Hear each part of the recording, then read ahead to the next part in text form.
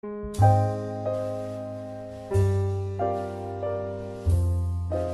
for change is the foundation upon which women and children can build and transform their lives, making them not only more useful to themselves, but also more productive within the community as well.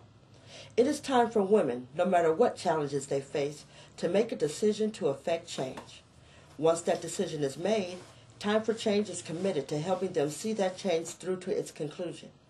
We do that through collaboration, community engagement, and bold action.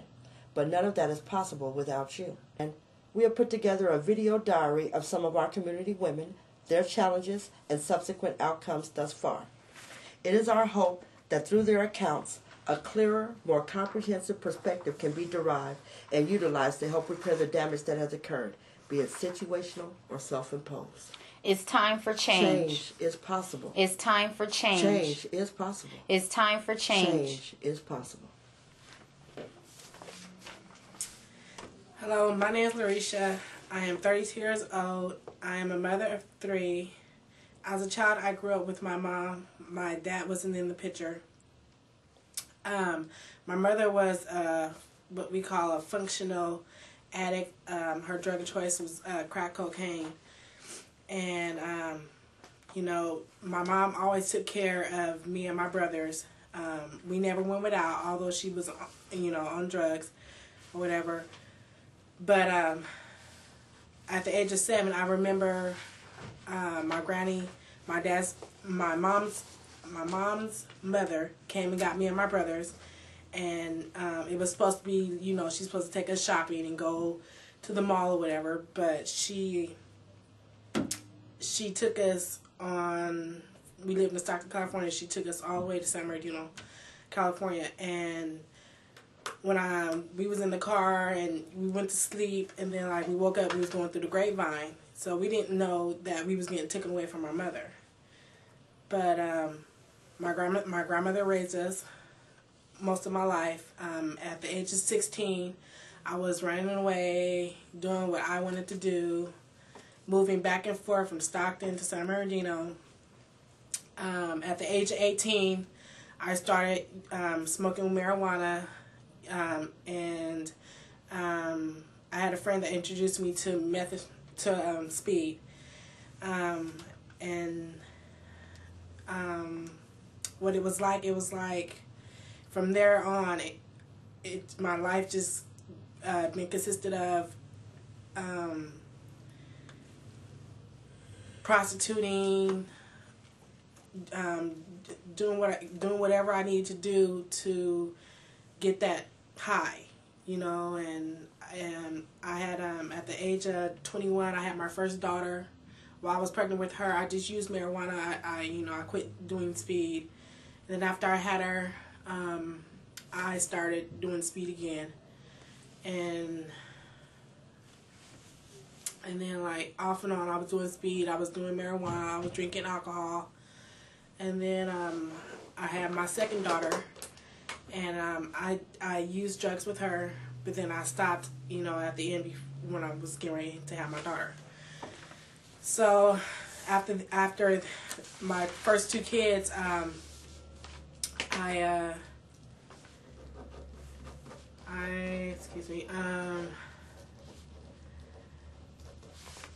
my daughter, both my kids got taken away from me, and my life just, without my kids, my life just progressed to more prostitution, and that was the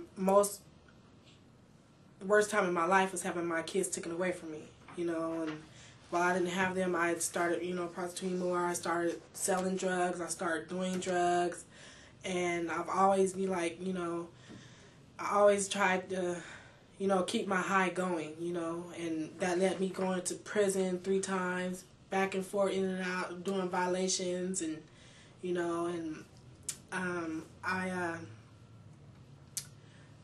it was kind of hard for me. And why did I stop was because after my 3rd child, my son, I was using drugs with him at the beginning. And I did a violation, and I was, prison ain't like it used to be. They starve you in there. I was pregnant. I was, have to sell my energy envelopes to feed my son that was inside my stomach. And when I got out of prison from doing a 3 months violation, I got out, and I knew it was, time for change. It was, I didn't want my son, that child, to be out of my life. I wanted him. So I ended up at Time for Change, and now my life has been wonderful. I stepped up to the plate and wanted to change my life for me and my son. Right now I'm talking to my other kids, but there will be coming to a point in time where I will be able to get them back also. So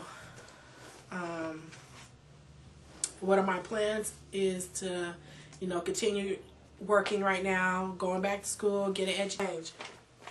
Hi, my name is Sherry. I am 28 years old, and I'm a mother of my 2 kids. But I grew up in a neighborhood where there was like bad neighborhood, and I'm living with my mom for a long time, just me and my mom. My mom was never on drugs, but she used to be on diet pills that makes her all crazy. I was 4 years old. I lost my hearing since 4 years old, and it's because I had a bad high fever. And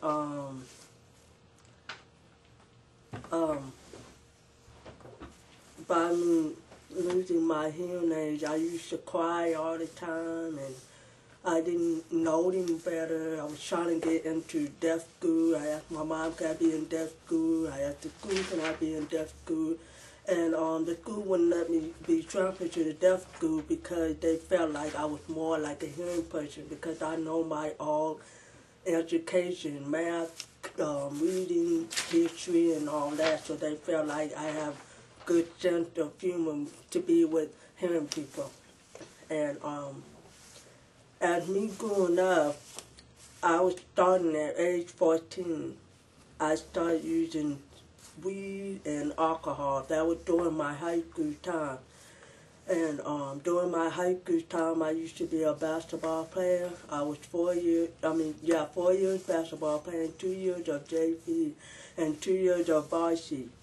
And during my high school time, I used to go to school looking high, and they didn't know I was high.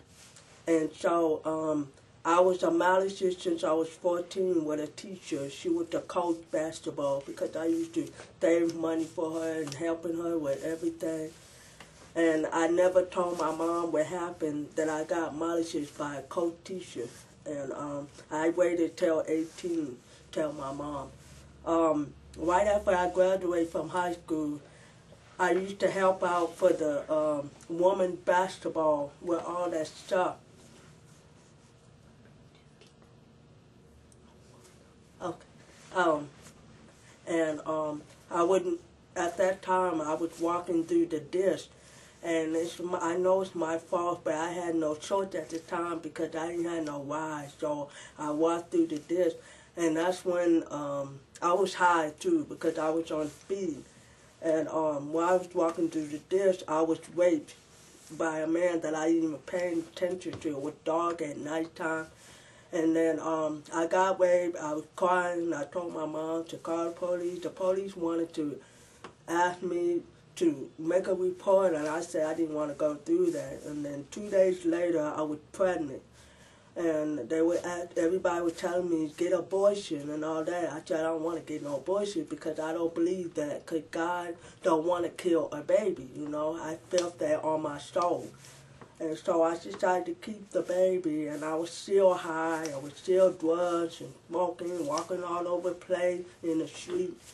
And then after I had my baby, I kept him until he was like 2 years old, but I left him with my mom, and I was gone for like 5 days. And then when I came back 5 days later, that's when they took my son.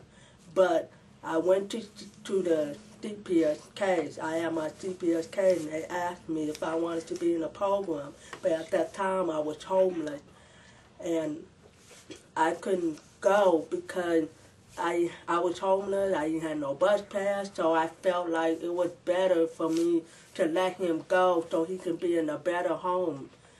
And so later after that, I was still high, and I got pregnant. I was raped at the park, and that's how I had my daughter. And when I found out I was pregnant with my daughter, I stopped at the age 23. And so I decided to keep my daughter, so I keep my daughter. And then right after I had my daughter, my mom was in the at work, and she had a stroke, and it happened at work. And I go see my mom, and I would take care of my mom while I'm taking care of my daughter. I had babysitters watch for her while I'm taking care of my mom. And then after that, I did have my own place in Redlands for 4 years, and I did stop smoking for like 8 months, but I relapsed. And so I just started to smoke weed because my sister moved in with me, and I had problems, and I spent all my money with this girl that I was getting on with because I was only on the internet. And so while I'm on the internet, I would mess with her, I would spend my money, and then after that, that's when the manager said I had to move, and so he didn't want to convince me. So,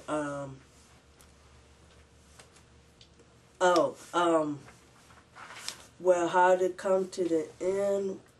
Well, I kind of went back to my own place, moved in with my sister, and that's how I lose my daughter was from her because it was problems. I was just drug addict and all that, and